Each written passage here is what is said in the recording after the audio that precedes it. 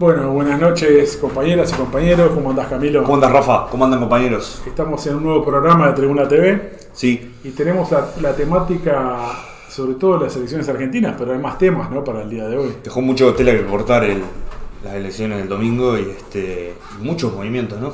Que estamos hasta actualizando hasta ahora porque tiene una dinámica la situación que cambia. Sí, tal cual. Permanentemente. Pero antes de meternos en el tema de Argentina, vamos a hablar un poquito del tema de lo que está ocurriendo en la Franja de Gaza, ¿verdad? Ayer hubo una movilización importante en Buenos Aires. La ciudad, sí, como 10 cuadras, dicen, ¿no? Buenos Aires, 10 cuadras más o menos. Convocado por el Encuentro de Memoria y Verdad y Justicia. Y Partido de Izquierda. Partido de Izquierda. Bueno, en el encuentro ya de por sí ya interviene, incluye, ¿sí? ¿no?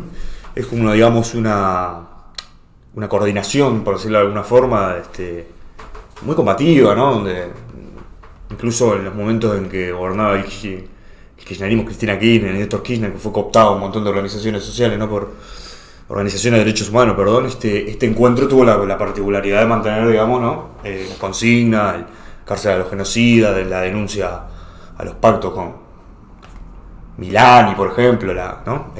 Mientras otras líneas, digamos, de abuela o de familiares iban a un acuerdo con el kirchnerismo y a una tolerancia a todo eso. Este encuentro se caracterizó por la denuncia y también además por la denuncia de las muertes por gatillo fácil y los desaparecidos, que hay muchos en Argentina, en democracia, ¿verdad? Uh-huh. Jorge Julio López, por nombrar alguno. Pero no solo eso, sino que es un encuentro que se caracteriza por movilizar, digamos, por cuestiones internacionales. Y en este caso esta convocatoria fue muy importante. Pudimos ver ahí algunos discursos, incluso los compañeros de política obrera muy combativos y señalando esto, ¿no? Me parece un punto importante que es el apoyo incondicional a la rebelión, ¿no? del pueblo palestino. Eso me parece que es clave. Como decía por ahí un compañero, no estar contándole las costillas y ni las uñas al que está oprimido, al que está siendo oprimido, sino ponerse al lado del oprimido, ¿no?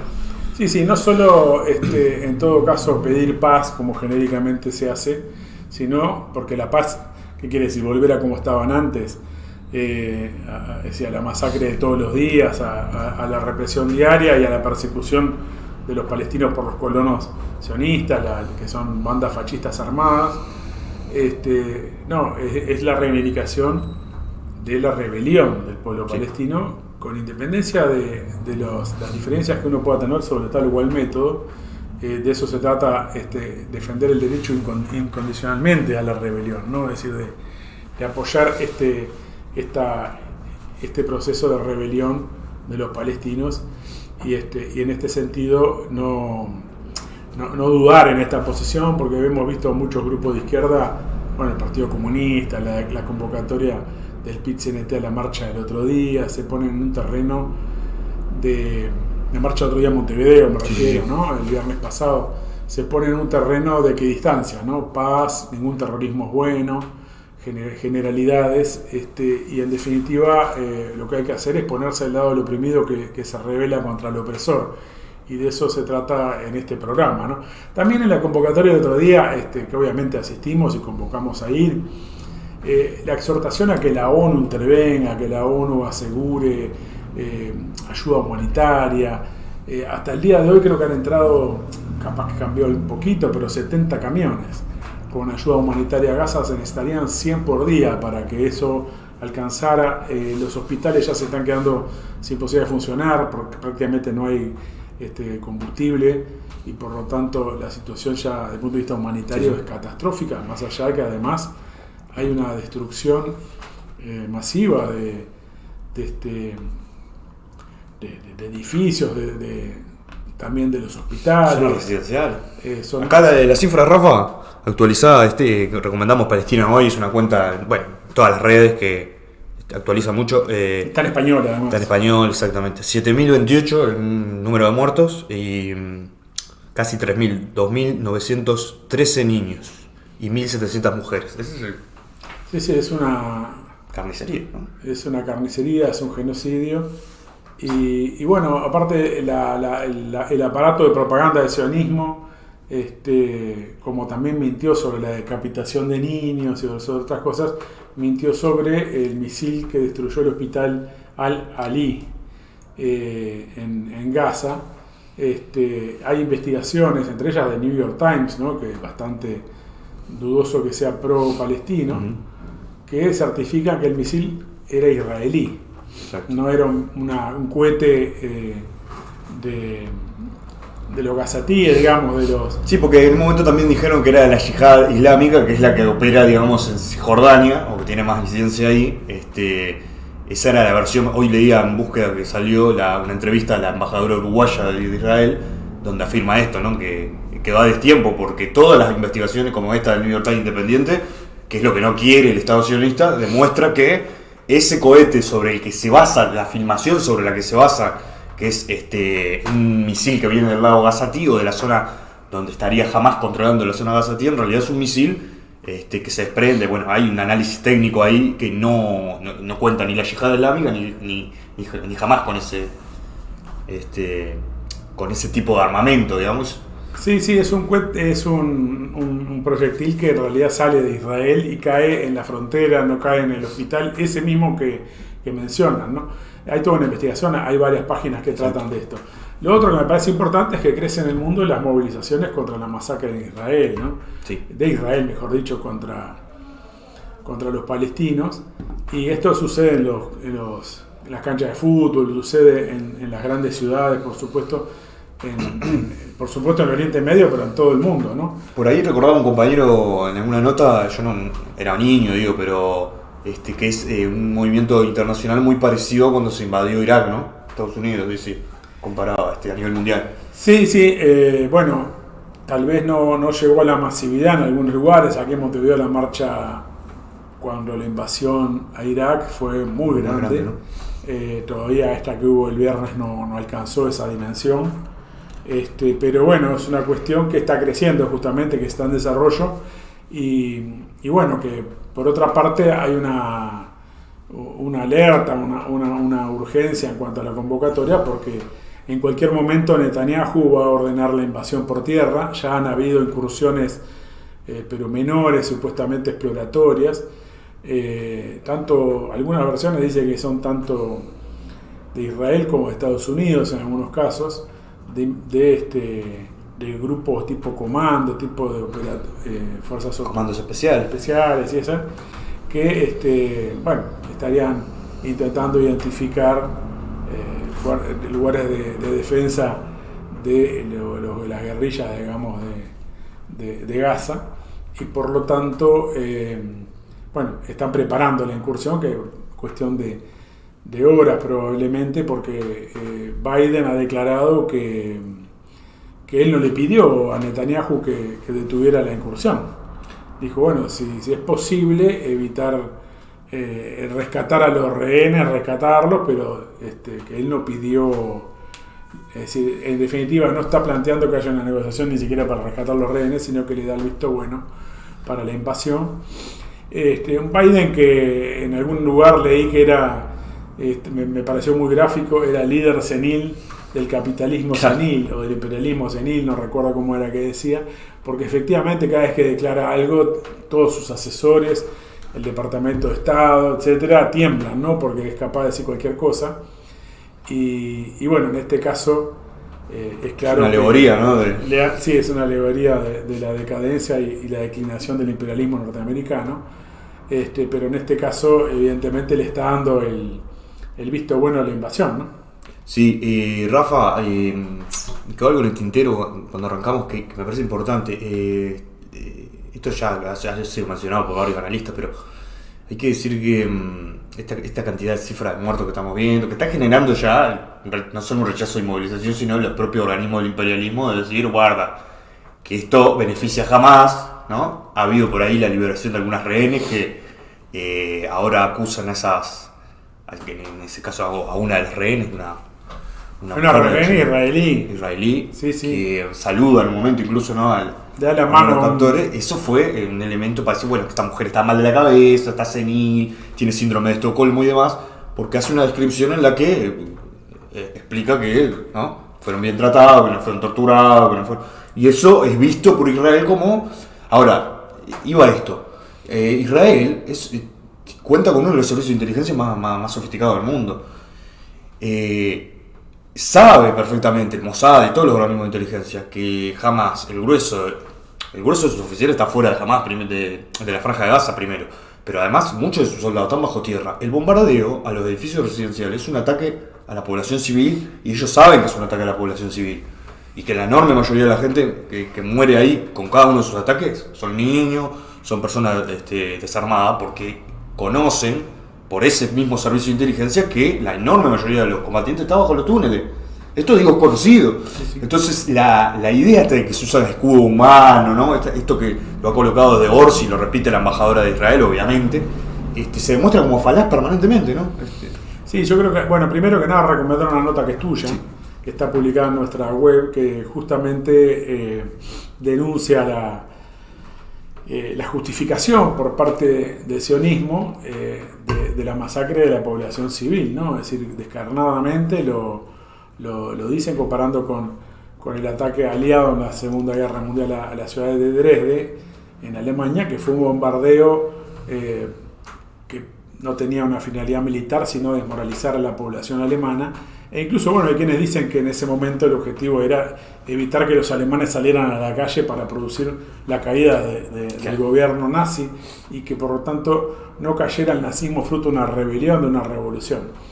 Y por lo tanto exacerbaba, digamos, el odio en los alemanes, y a la vez el temor a salir a la calle. Esa es una de las versiones, una de las interpretaciones de por qué se producía ese bombardeo tan sangriento en un momento en que el régimen estaba a punto de caer, en caso de Alemania. Sí. Bueno, lo notable es que el representante israelí en esta nota que tú mencionás se jacta de alguna manera de aplicar la misma política en caso de Gaza, siendo mucho más alevoso, porque en este caso no estamos hablando de una guerra, no hay un ejército enfrentando a otro ejército, hay una verdadera masacre, un genocidio. Esto me parece central. Es evidente que acá hay una política de expulsión de los árabes y de exterminio, en caso que no huyan, si es que pueden huir, porque en el caso de Gaza no tienen manera de escaparse. Exacto. En el caso de Cisjordania están circulando volantes escritos por colonos sionistas, fascistas, que están diciendo a los palestinos que huyan a Jordania porque se viene una nueva gran Nakba. La Nakba fue justamente la política de expulsión en el año 1948 de los palestinos por parte del sionismo. Expulsaron más de 700.000 palestinos. De ahí viene todo el proceso de los refugiados, la gente que perdió sus tierras, sus casas, que fueron reconocidos como refugiados y que nunca pudieron regresar. Y están hablando de una gran Nakba, o sea, algo ya como una limpieza étnica brutal, planteando que escapen a Jordania o van a ser masacrados.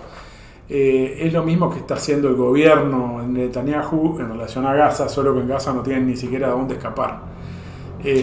Así que tenemos allí en desarrollo un verdadero exterminio, un verdadero genocidio, y es importante mantener y profundizar la movilización internacional en solidaridad con el pueblo palestino, defendiendo el derecho a la rebelión de los palestinos, y para derrotar al sionismo y a esta política de exterminio se necesita una movilización internacional de la clase obrera en todo el mundo, ¿no? Y en esto me parece fundamental no vacilar a partir de la campaña de chantaje del sionismo, que como vos decís, hay un elemento que es fundamental, que es el macartismo interno que están aplicando en Israel. No solo esto que están atacando a esta mujer que fue liberada, sino que fue liberada por Hamas, ¿no? Sí. Sino que además hay una censura interna brutal. Por ejemplo, una persona que había sido tomada rehén, que también denuncia, acusa al ejército, a las fuerzas de seguridad israelíes de haber disparado cuando estaban todavía enfrentando a Hamas, ¿no? En uno de los kibbutz, todavía enfrentando a Hamas, que habían disparado contra los propios civiles israelíes, ¿no? Es decir, que por lo tanto hubo responsabilidad, muertes de ciudadanos, personas que son reconocidas como ciudadanos de Israel, que no son atribuibles ni siquiera a Hamas, ¿no? Sino que también muchos de ellos obedecieron a a la acción de fuerzas de seguridad israelíes, de soldados, del ejército. Todo esto fue censurado, permanentemente hay una censura. Bueno, el embajador de Israel en la ONU que afirma, sigue hablando de niños decapitados, sigue con ese relato que ya se cayó. Es un aparato de propaganda y de mentira que es descomunal. Pero bueno, convocamos a mantenerse alerta y van a haber próximas movilizaciones, seguramente en la semana que viene surja una nueva. Sí. Y si hay invasión por tierra, seguramente haya una antes de lo que está previsto en esta coordinación que está habiendo en torno a la cuestión de la solidaridad con Palestina. Exacto. Vamos al tema de Argentina. El domingo tuvieron las elecciones, como ustedes saben, o seguramente saben, Massa sorpresivo entre comillas, ¿no? Porque algunos dicen que el caso sorprende el que quiere, porque por las declaraciones de Milei y demás, y por la configuración de cómo se había dado entre las PASO, que había quedado tercero, digamos, ¿no? Pero bueno, fue una sorpresa, ¿no? Sí, yo creo que sí. En la primera vuelta daban todos por ganadora a Bullrich. Sí. ¿No? Es decir, en las PASO, o a Juntos por el Cambio. Juntos por el Cambio, porque muchos apostaban por la reta, ¿no? Claro, al ganar a quien ganara, la reta Bullrich, como que el gran capital, la burguesía, etcétera, daban por ganadora a Juntos por el Cambio, y tenía una lógica, porque en realidad, Massa es el ministro de Economía, de un gobierno que está en descomposición, en inflación descontrolada, el dólar ya nadie sabe cuánto vale.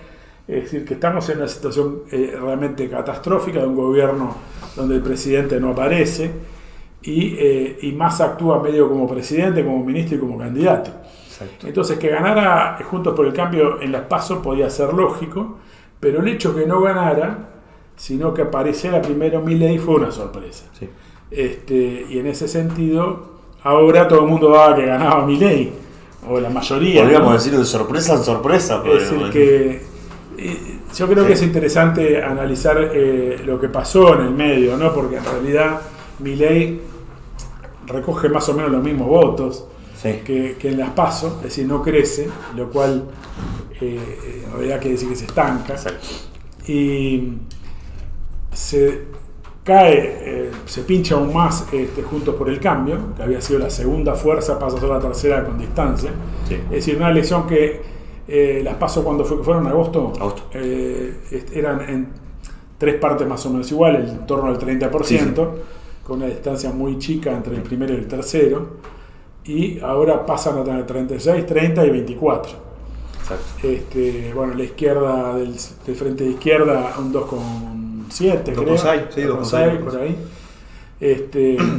Así que esa es un poco la radiografía, la fotografía de esa elección, de esta nueva elección, la primera vuelta, donde se elige también los parlamentarios, ¿no? Es decir, los gobernadores. Una parte, porque creo que es la mitad de los diputados y la tercera parte del Senado, creo que es así. Y los gobernadores, no sé si en todos lados, pero en muchos lugares se eligieron. En 5 provincias. Por ejemplo, en la capital federal, en el Gran Buenos Aires, Entre Ríos. Sí, no recuerdo ahora todas las que se produjeron. Donde hay triunfos de uno y otro bando, digamos. Exacto. Es decir, del radicalismo en algunos casos, del peronismo en otros. Ahora, primero que nada habría que analizar este resultado, ¿no? Este crecimiento de Massa y de alguna manera el pinchazo de Milei, ¿no? Que es lo que se refleja en esta elección. Y creo que ahí hay que tener en cuenta lo que es toda una serie de movidas capitalistas previas a la elección que fueron restándole apoyo a Milei, ¿no? O planteando que era un riesgo muy grande.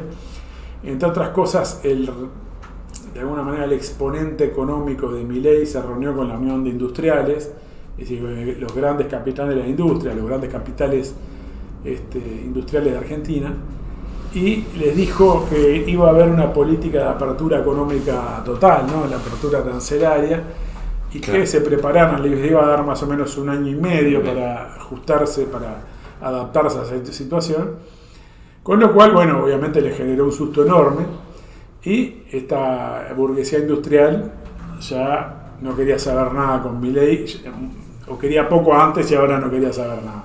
Lo mismo los grandes bancos, ¿no? Es decir, todas las acciones de bancos, que son 3, también hicieron declaraciones contra la política, no solo de Milei, también algunos planteamientos de Bullrich en relación a la política del Banco Central y a la cuestión del dólar, y por lo tanto también allí tomando distancia. Y luego hay una fundación muy importante, que es la Fundación Mediterránea, Sí. que es una fundación muy importante en la política argentina y que, era pro Bullrich y que terminaron con Melconian, creo que se llama, se llama este personaje, este economista, medio poniéndose al servicio de Massa, ¿no? En sus propuestas económicas, etcétera, y por lo tanto se vio una deriva, digamos, de la burguesía, más que una deriva, una orientación clara de la burguesía de quitarle el apoyo a Milei y de incluso a Juntos por el Cambio y volcarse a favor de Massa, lo cual en gran medida explica también esta situación, porque sobre todo explica el derrumbe de Juntos por el Cambio, ¿no? Y esto, bueno, a las pocas horas de la elección, podemos decir que Juntos por el Cambio ya no existe, ¿no? Es decir, porque lo que se produce ahora es que el sector de Macri, es decir, ni siquiera todo el PRO, que es el ala de Macri dentro de Juntos por el Cambio, una parte del PRO, el macrismo en particular, se coloca llamando a votar a Milei, con Macri y Patricia Bullrich poniéndose al servicio de Milei en la campaña, pero hay otros elementos del PRO como Vidal, que fue gobernadora bonaerense, y Larreta, que es alcalde. Es todavía, ¿no? Es todavía. No, sí, está bien, sí, claro. Hasta que se ha sustituido por el hermano de Macri, claro, ¿no? Exacto. Sí. Jorge Macri, no sé si es el hermano. Supongo es el primo. El primo, sí. Ahí está. Que ganó en las elecciones, aunque debería ir a una segunda vuelta. Acá se produce la renuncia a ir a la segunda vuelta del candidato de Massa, del peronismo, porque Massa le pide que se retire con el argumento de que así no fuerzan una identificación de la campaña por Jorge Macri y por Milei. Exacto. Ese es el argumento, y por lo tanto este hombre, Santoro, se renuncia a su candidatura en la ciudad de Buenos Aires. Es cierto que a Jorge Macri le faltaban 6.000 votos, no sé cuánto. Va en línea con el planteo de la unidad nacional, aparte, ¿no? de Massa. Va en línea con el llamado también a los radicales, a sectores de Juntos por el Cambio, a cogobernar de alguna manera, a través del llamado a la unidad nacional que lanza Massa tras las elecciones. Y bueno, se produce entonces el quiebre de Juntos por el Cambio, donde Macri y Bullrich salen a apoyar a Milei. Y eso también refleja una división en la burguesía, ¿no? Es decir, en un sector más abiertamente pro-yanqui, más abiertamente ligado a los planteamientos de Estados Unidos en relación a la guerra a nivel internacional y a las cuestiones de la política económica, y otra fracción más vinculada al capital industrial y a los propios bancos locales, que ven que plantean que el riesgo de Milei es mayor, ¿no? Algunos referentes de los radicales han salido a declarar en contra de Patricia Bullrich. La propia Lilita Carrió también tomó distancia, que no es... Sí. Es de, ¿cómo se llama? La coalición cívica. Coalición cívica. Por lo tanto, hay una serie de referentes de Juntos por el Cambio que le hacen una guiñada a Massa, ¿no? Es decir, está este gobernador Morales... de Mendoza, creo que es, o Jujuy. De Jujuy, que es muy famoso por la represión que ha desenvuelto, ¿no? Es decir, contra las movilizaciones en Jujuy, y que casi que abiertamente llama a votar a Massa, ¿no? Dice que el mayor peligro es Milei. Así que Juntos por el Cambio estalló como producto de esta elección, pero también de la disolución de alguna manera de la base que podía tener, porque si ya en las PASO habían perdido un poco de peso. Ahora con este giro de los capitalistas a decir más hacia el nuestro, claramente produjo esta quiebra. Y bueno, también Milei cambia su discurso, ¿no? Es decir, Milei inmediatamente a la elección sale a decir que ya no está más contra la casta, está contra el kirchnerismo nada más. Como que asume el discurso que tenía Bullrich también, ¿no? Exacto, se pasa al discurso de la Bullrich y en este sentido, bueno, también genera una crisis en alguna de su base. Hace guiños para todos lados, aparte, ¿no? O sea, claro, bueno, tenemos un videito ahí que podemos pasar, a ver si le podemos ver. Parece muy gráfico, sí. Un minuto. Sí. Es una situación de realmente. A ver, vamos a ponerlo a ver si se ve bien. ¿La incorporarías a Patricia? Hay algo que es muy gracioso, que es el Milei bueno. Escuchá lo que es esto, porque es impresionante. Milei ayer sobre Bullrich. ¿La incorporarías a Patricia Bullrich? Si ella quisiera sumarse, ¿cómo no la voy a incorporar? Y ella ha sido exitosa combatiendo la seguridad. Milei anteayer, escuchá. Por el cambio, cuando quiere hacer estos test de antiperonismo en sangre, yo le recuerdo que, por ejemplo, tirar bomba está mal, ¿no? Y están poniendo una candidata a presidente que tiraba bomba en los 70. Vamos. O sea, que era bien peronista. Y sobre Macri ayer. ¿Lo llamó Mauricio Macri? Yo he estado hablando en estos días con el ingeniero Macri. La experiencia ha sido muy valiosa y que tiene mucho para... Milei antes de ayer. ¿Macri te representaba en algo? Para nada, me parecía absolutamente repugnante. Macri también es un inmoral. No es de liberal endeudarse. Argentina tiene el largo tan corrido a la izquierda que tildan de liberal a Macri cuando es un socialista. Es un tibio, un timorato, o sea, un mediocre, un cobarde. Mauricio Macri es irritante, que demostró que es un mentiroso, peor aún todavía, es un ladrón. Es un fascista Macri. Milei ayer respecto de la izquierda, escuchalo. Nosotros tenemos el Ministerio de Capital Humano. En algunos aspectos de las áreas que entran adentro del capital humano, las personas que más saben sobre esos temas son de izquierda. Los llamamos igual. No nos importa, Dios, qué piensa. Milei anteayer sobre la izquierda. El zurdo de mierda no le podés dar ni un milímetro, porque son una mierda. Te van a aniquilar. Ese es el punto. Es decir, vos al zurdo no le podés dar un milímetro. No se negocia con esa mierda, no se negocia porque te van a llevar. Bueno, es solamente para darle un toque casi que de humor a esto, porque en realidad refleja que salió Milei a intentar conquistar a todo el mundo, ¿no?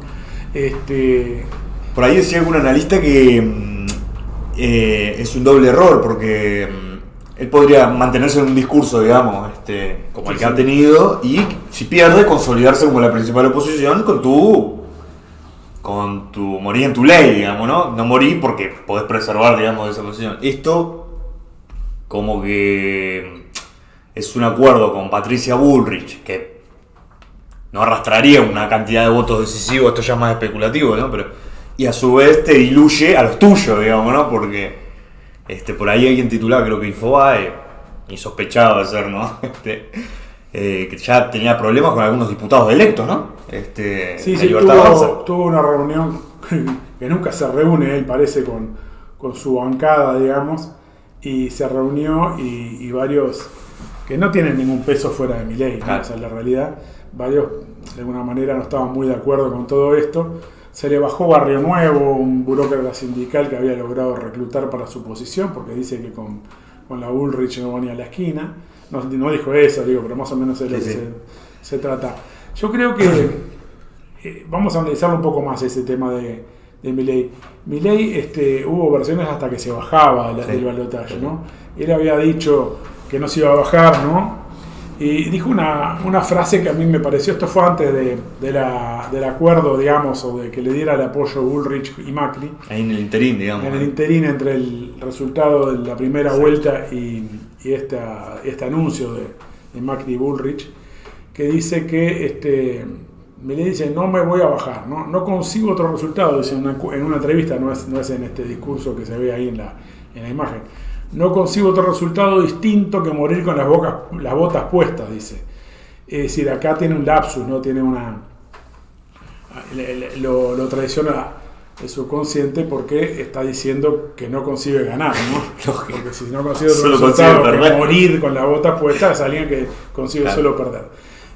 Más allá de eso, bueno, mostraba una cierta desesperación esa declaración, y ese rumor lo mostraba un Milei debilitado, ese rumor de que iba a largar tirar la toalla.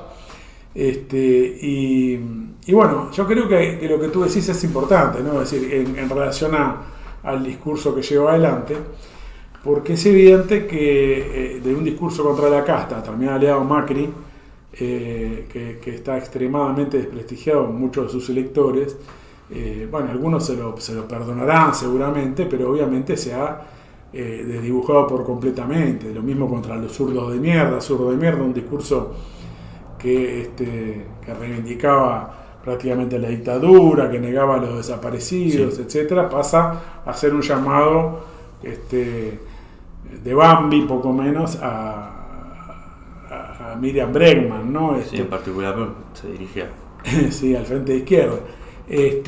Por lo tanto, tenemos allí un abandono de alguna manera de su campaña anterior, y yo creo que además de esto que dice este analista que tú mencionas, hay un fenómeno que me parece que hay un aspecto que me parece muy importante analizar, que es lo siguiente: Milei carece de un partido organizado, es decir, no tiene una estructura como tiene el peronismo, como tienen incluso los otros partidos que obviamente muchos de ellos gobiernan en provincias o en municipios, en intendencias, en distintos lugares, y además ya tienen una estructura generada durante mucho tiempo, sino que Milei es un rejunte completamente improvisado, completamente...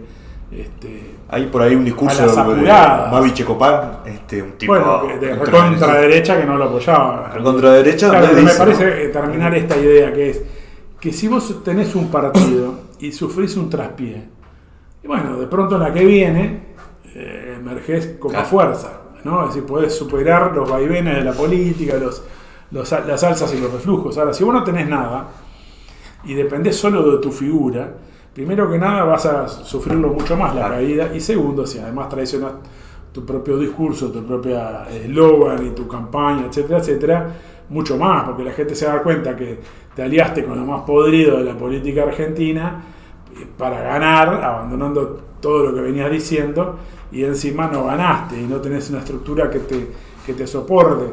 Ya hay una diputada que se abrió y declaró que tenía una banca propia, digamos, una bancada propia de Milei, porque dijo que había traicionado lo que había dicho. O sea, ya lo usó Milei para llegar a diputada, y ahora se abre porque dice: este tipo ya no va para ningún lado.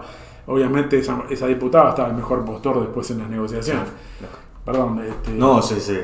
Y los sindicatos, Rafa. O sea, me parece que eso hay los sindicatos, es decir, la burocracia. Sindical, que él intenta, ¿no? En un momento que lo de Barrio Nuevo es un intento de acercarse, también un burócrata muy desprestigiado, pero el mensaje era ese, ¿no? Es decir, yo tengo también acá, y Gerardo Martínez, creo que había sido el otro, que coqueteó finalmente. Gerardo Martínez de la UOCRA, el Sindicato de la Construcción, uno de los más importantes, ¿no? Pero la UOCRA estaba con Massa el día de la elección. Estaba fuera.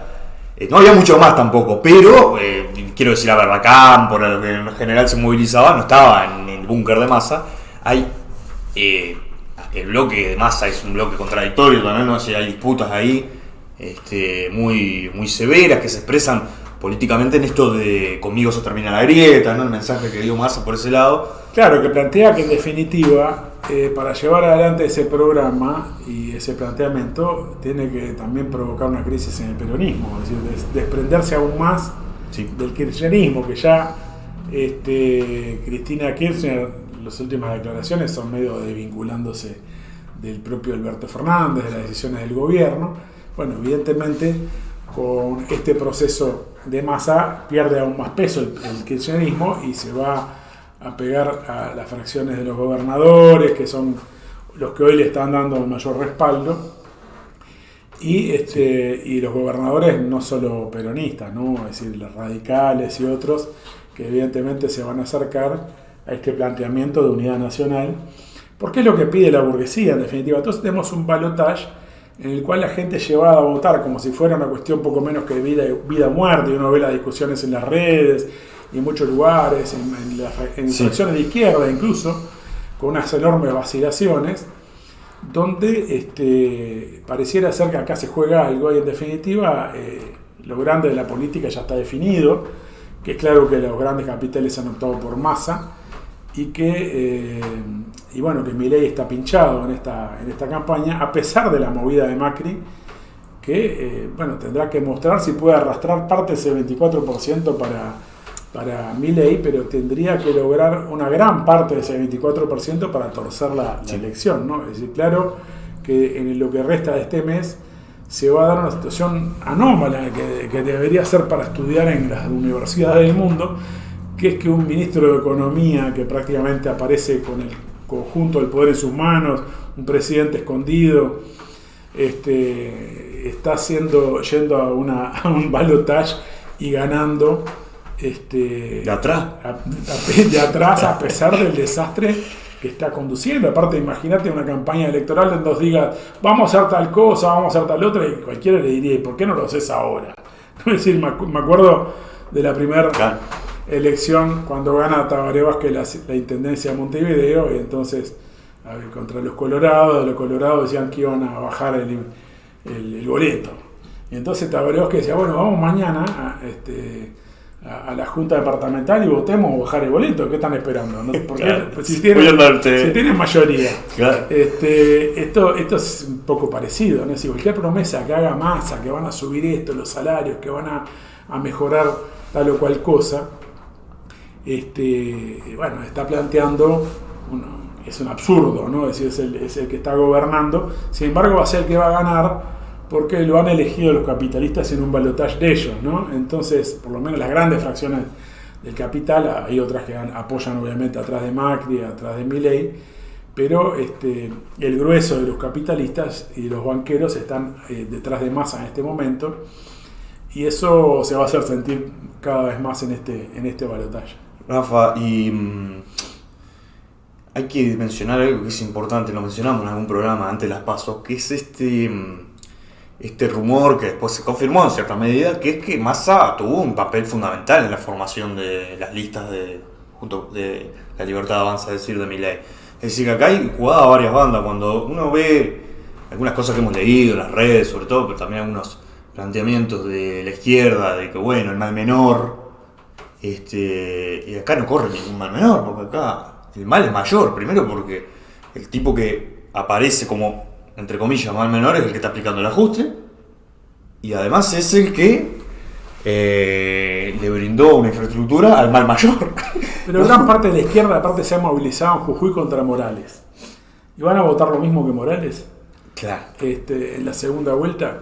Entonces es una tontería esa porque, a ver, equiparar esto con la lucha contra el fascismo, que nunca la lucha es a través del voto, pero bueno, uno puede, si hay un pueblo que se moviliza incluso a través del voto, de una campaña contra un planteamiento fascista, pero el problema acá es que Milei no tiene realmente ninguna base social movilizada en términos fascistas, ni de ningún tipo, quiero decir, pero es un fenómeno... Ni en el ejército tampoco, ¿no? No, tampoco. Fue un fenómeno que surge mediáticamente, en gran parte surge por el pinchazo de Juntos por el Cambio, en definitiva, y de Macri en particular, porque Macri podría haber encabezado él a Juntos por el Cambio, pero no fue capaz de poner detrás de sí a todas las fracciones, y en gran medida eso es lo que le da vida al fenómeno Milei. Exacto. ¿No? Es decir, porque ahora Macri termina teniendo que apoyar a Milei. ¿Por qué no fue él? Bueno, porque no era capaz de unir a todas las fracciones y de generar un apoyo popular después del desastre que había sido su gobierno. En ese vacío surge el fenómeno Milei. Claro. Y en el desastre del gobierno peronista, obviamente. También en el fenómeno de que las fracciones de izquierda se dedicaban, en vez de hacer una campaña sobre la catástrofe económica y social que atraviesa la Argentina, han hecho énfasis en las cuestiones identitarias, en las cuestiones de género, una serie de cuestiones que interesan a fracciones, sobre todo las capas medias, pero que a nivel de las grandes masas populares son temas completamente secundarios, y entonces de alguna manera también se contuvieron como un ala parlamentaria, un ala que pretendía medrar electoralmente en el desgaste que pudiera tener el gobierno, pero eso no existe. Es decir, en realidad viene retrocediendo este planteamiento electoralista porque no interviene en la catástrofe social y política que se produce en Argentina, sino que hace una serie de eslogans electorales y no una intervención realmente interviniendo en la crisis de poder que se plantea en la Argentina. Entonces, el que tenía un discurso para la crisis de poder era la Libertad Avanza, era Milei, que decía que se vayan todos, claro, que se vaya la casta, fuera, y todo eso que planteaba, con un discurso completamente reaccionario, donde muchos de los que lo votan, en la clase obrera incluso, porque lo votan muchos jóvenes y muchos obreros, no la mayoría de los obreros, pero en las fábricas hay sectores que seguramente no son los que luchan, los que se encabezan las movilizaciones, pero que son trabajadores, que lo que ven, o lo que veían con este discurso, era alguien muy enojado. Mientras que la izquierda parecía no tan enojada, más integrada, y en este sentido, la gente cuando se le preguntaba, ¿vos apoyás la venta de órganos? ¿Apoyás ¿no? Es decir, los disparates que decía Milei? Y no apoyaban nada de todas las cosas que planteaban, liquidar los convenios colectivos, de toda la política reaccionaria de Milei, simplemente lo veía como alguien enojado contra el régimen político. Entonces, eso es un llamado a alerta muy importante también, porque incluso para nosotros, quiero decir, tenemos que visualizar que la desesperación de sectores populares en un marco de crisis catastrófica, muchas veces, si uno no es capaz de canalizar la bronca, la rebeldía y las tendencias a la rebelión incluso, puede canalizarse por derecha, ¿no? En un marco de confusión, un marco, justamente donde los ejes del debate pasan a ser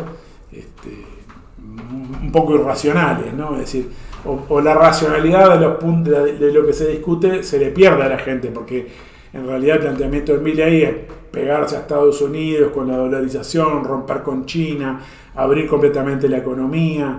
Y todo eso es un planteamiento realmente de guerra contra la clase obrera, ¿no? Es decir, tiene su racionalidad dentro de la racionalidad capitalista, que es la destrucción, ¿no? de la fuerza de trabajo, incluso de las condiciones de vida populares en función de las ganancias del capital.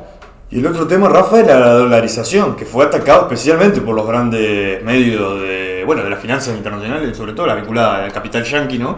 Que atacó particularmente esa posición y que dijo, déjense de joder. Básicamente el mensaje era, en resumen, no dicen esto obviamente, déjense de joder con eso, acá hay que ir a... que creo que es lo que recoge Massa como mandato cuando dice gobierno de unidad nacional, porque el escenario es explosivo, ¿no? Es decir, hay que recordar que Massa se jactaba de que el FMI le había pedido una devaluación del 60 y él había accedido a un 20. Un 20. Entonces, en cualquier otro país sería, pero digo, en ese marco es que Massa, digamos, recupera terreno y también una serie de medidas que verdad que canaliza, que es lo que identifica dónde colocarlas, devolución del IVA y otro tipo de cosas que camuflan, digamos, pero es de muy corto vuelo todo esto, ¿no? O sea, uno lo mira y se calcula que para el final de las elecciones, para fines de año, va a haber una inflación del 200%. O sea, bueno, claramente se viene una mega devaluación. Y la izquierda, digo, ¿no? En ese rol no... Tal vez se mantengan dos tipos de cambios diferentes. Sí. Hoy hay mucho más de dos, no sé cuántos hay, cambios múltiples. Y bueno, porque hay uno para los exportadores, otro para distintos grupos económicos. Y bueno, esto va a implicar obviamente una inflación, una disparada de la inflación. Y bueno, hay allí un golpe económico contra la clase obrera que se viene inmediatamente a la elección. Por eso darle apoyo a Massa es darle apoyo a esta operación contra el salario, contra las condiciones de vida populares, en vez de preparar la lucha para enfrentarla, ¿no? Es decir, por lo tanto, bueno, quien lucha contra la burocracia sindical no puede estar del lado de la burocracia sindical en el voto. Quien lucha contra la represión de Morales en Jujuy no puede votar junto con Morales a Massa. Y bueno, tiene que plantearse en este contexto un planteamiento de independencia de clase en el voto, que obviamente no va a ser masivo, va a ser minoritario. La gente está llevada a un chantaje, a un temor, y por lo tanto seguramente se arrastrará el voto a Massa. Muchos de los partidos de Frente Izquierda están planteándose eso, ¿no? Es decir, no sé si todos los grupos están en la misma posición, todavía no conozco, pero ya por lo menos el PTS, el Partido Obrero y otros, al colocar que van a hacer reuniones propias para discutir qué van a hacer, es decir, que no han anunciado qué es lo que van a hacer, y luego una reunión de todo el Frente de Izquierda con delegados que no lo han hecho para encabezar ninguna movilización, ninguna lucha, ahora se van a reunir todos para discutir qué van a hacer en segunda vuelta, indica como mínimo que hay una vacilación, que es muy probable que llamen a votar a Massa, o que tal vez hay distintas posiciones y no lo quieren decir todavía, pero la realidad es que es un planteamiento completamente que coloca al Frente Izquierda casi que como una correa de transmisión de Massa y del peronismo, ¿no? Es decir, cosa que se acusaba mutuamente. Una estación terminal, ¿no? Una estación terminal de un proceso, digamos. Sí. Porque parece, en el debate Bregman, cuando le espeta a Massa que la unidad nacional se la dirija a la derecha, parece un reclamo, ¿no? Sí, no me llamás a mí. Claro. No la querés conmigo. Solano hace lo mismo. Es decir, el dirigente del Partido Obrero en Twitter plantea lo mismo. Dice, bueno, es la unidad con la derecha. Que nosotros no vamos ni a la esquina, ¿no? Claro, pero han declarado que con Milei no van a ir a la esquina. Claro. Pero no han dicho lo mismo que con Massa. Exacto. Entonces, no van a un gobierno de unidad nacional con Massa porque es con la derecha. Quiere decir que, podrían usar con la derecha y tal vez... En otros escalafones de los partidos, digamos, los mandos en muchos dirigentes medios y provinciales, se expresa más claramente. Porque se dice, por ejemplo, no le vamos a dar épica al voto a Massa, ¿no? Como criticando a otro, ¿qué quiere decir? Que lo votás sin épica, o sea, sin aditamento, digamos, ¿no? Sí, yo creo que aparte ya esta política ha llevado a que incluso gente que está vinculada a la izquierda desde hace tiempo, cortó boleta a favor de Massa. Sí.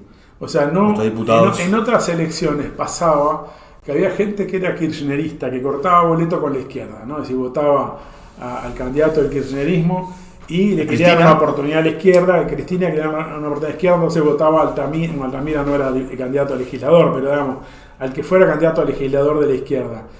Y era de alguna manera una simpatía hacia la izquierda. Acá se ha dado el fenómeno tal vez contrario de gente que votaba a la izquierda siempre y que cortó boleta a favor de Massa porque quería evitar el riesgo de que Milei ganara en primera vuelta. O sea que se adelantó para alguna de esta gente el balotaje en la primera vuelta, y eso muestra una tendencia a la disolución de esta izquierda, ¿no?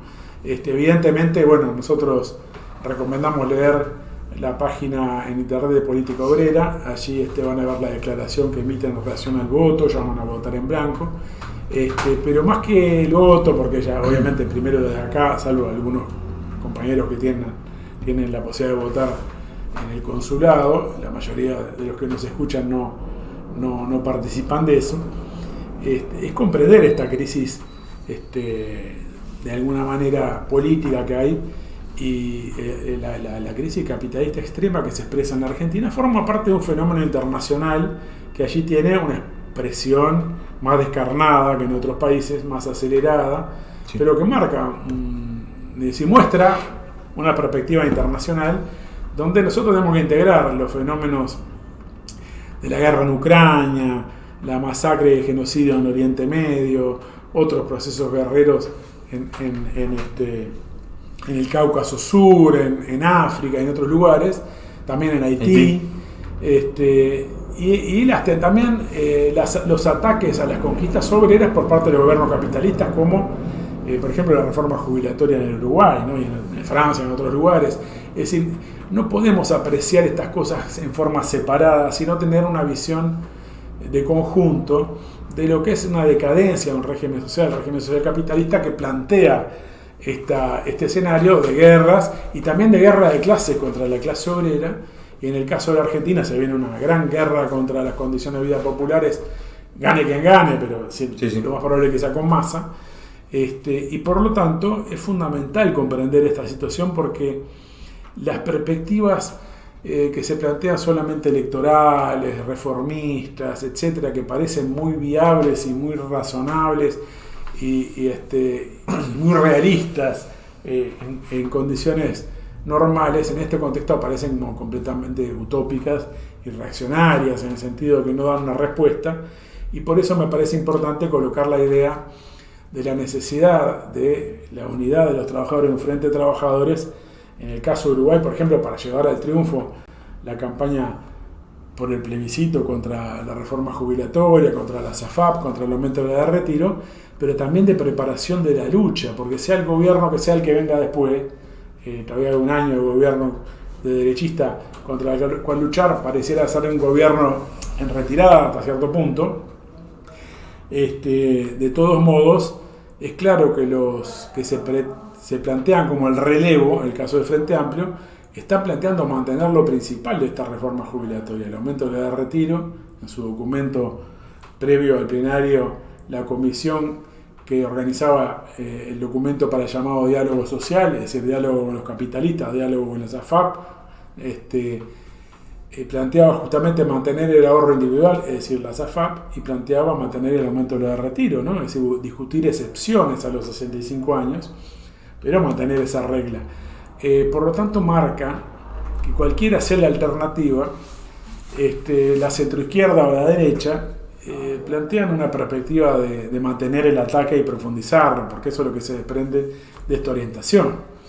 Y creo que es una enseñanza para la izquierda internacional, ¿no? Es decir, los gobiernos de centroizquierda apoyan en todo el mundo, o en casi todo el mundo, porque hay alguna excepción, alguna declaración, por lo menos en lo declarativo, crítica, pero en Europa, por ejemplo, apoyan el genocidio sionista en Gaza, ¿no? Es decir, sin ningún tipo de vacilación, apoyan a la OTAN en la guerra de Ucrania, y por lo tanto pretender que son una expresión de progresismo porque hacen un discurso eventualmente feminista o eventualmente defensores de las minorías de género, cosas por el estilo, bueno, es un absurdo, porque lo que está en juego a nivel internacional es una perspectiva de catástrofe desde el punto de vista social y económico, cada vez más, y para eso tenemos que prepararnos. Por eso el planteamiento que hacemos como partidos trabajadores, en definitiva, es ese, ¿no? Un frente único de trabajadores, un frente de trabajadores en oposición al frente de subordinación a la burguesía, que es el Frente Amplio, ¿no? Es decir, nosotros tenemos que comprender y llamamos a los compañeros militantes de izquierda, militantes sindicales, a los jóvenes que se proclaman anticapitalistas, que es inviable cualquier salida de la mano de estos dirigentes que han discutido en un plenario y han votado por unanimidad hasta si se puede juntar o no firmas en un comité de base contra la reforma jubilatoria, por un plebiscito. Que es decir, que se han colocado en contra del derecho del pueblo a decidir. Es decir, es una cuestión ya de apelación democrática a la votación de la ciudadanía. Y por lo tanto, acá se acaba, en la defensa de la SAFAP y en la defensa del aumento de los retiros, se acaba la democracia política y la participación directa del pueblo. La democracia directa y la marencoche. Yo creo que eso es una reflexión muy importante que deben hacer los militantes de izquierda, y lo llamamos a constituir un frente de trabajadores en oposición al frente de colaboración con la burguesía. Totalmente. Y además que las tareas que se van a presentar, ¿verdad? Falta mucho para las elecciones. Hoy lo planteamos como un frente de lucha, ¿no? Es decir, y en este sentido vamos a impulsar junto con otras fuerzas de izquierda un acto, sí, probablemente el 17 que es viernes, sí, viernes 17 de noviembre, sería en la Plaza Libertad, ¿no? Todavía no está claro, todavía no está claro, no hay convocatoria, pero va a ser básicamente en una plaza pública, lo más seguro que sea la Plaza Libertad, donde el Partido de los Trabajadores va a desarrollar estos planteos que estamos haciendo acá públicamente, y que obviamente llamamos a acompañar y a sumarse a este proceso, ¿no? Me parece que es fundamental. Habrá que ver, obviamente esta movilización, este acto no puede competir con otras movilizaciones que pueda haber en relación a Palestina, por ejemplo. Y bueno, debe ser una tribuna en todo caso en defensa de la rebelión del pueblo palestino y en defensa, por supuesto, de la lucha contra la reforma jubilatoria y por el plebiscito contra la SAFAP y contra el aumento del retiro. Por lo tanto, estaremos informando, pero bueno, vamos en camino de una acción junto con otras fuerzas de izquierda, donde vamos a desenvolver esta idea justamente de un frente de trabajadores que sea de lucha en las calles, de movilización, de acción de los trabajadores y no solo electoral, ¿no? Exactamente, Rafa. Creo que andamos bien de tiempo, ¿no? Abordamos, bueno, va a quedar tela para cortar, ahora se viene el balotaje en Argentina, seguramente en un par de programas vamos a estar de vuelta con esta temática y nada, reiterar que la situación en Gaza es alarmante, se está preparando la invasión terrestre por parte de Netanyahu, que tiene alguna duda, hay evidentemente vacilaciones en el imperialismo, hay llamados de atención, hay condicionamientos, ¿no? Uno tiene que preparar también a su propio, ¿no? A su propio ejército para ir a una guerra, en todos los sentidos, ¿no? Sí, pero tienen 300.000 soldados en la frontera con Gaza, o sea, exacto. Están por entrar y van a realizar realmente una masacre y un baño de sangre mayor. Sí, creo que sin precedentes y por lo tanto, convocamos a los compañeros a estar alertas y a continuar impulsando en todos los lugares los pronunciamientos en contra de este genocidio y la movilización, que la próxima sea mucho más numerosa. Que sea mucho más numerosa, sería bueno que fuera la embajada israelí, ¿no? Me parece que ahí hay una cuestión de golpear y colocar el foco donde hay que es una usina del sionismo y que propaga tiene un aparato de mediático impresionante y hay que denunciarlo ahí en el corazón. Sí, al responsable. No sé, como propuesta, no, me parece que es importante. Que siempre se han hecho, aparte, normalmente. De todos modos, obviamente, seguramente tendremos novedades bastante en breve y bueno, vamos a comunicarnos en las redes, sea donde sea, nosotros vamos a impulsar la movilización, por supuesto, y que sea lo más masiva posible para generar, obviamente, mayor eco en la población también. Sí, totalmente. Bueno, Rafa, nos vemos. Como siempre les decimos, compartan, comenten, para que lleguen más compañeros este análisis. Y nada, dejen las preguntas que crean necesario. Nosotros nos vemos jueves que viene. Nos vemos el jueves que viene entonces. Nos vemos.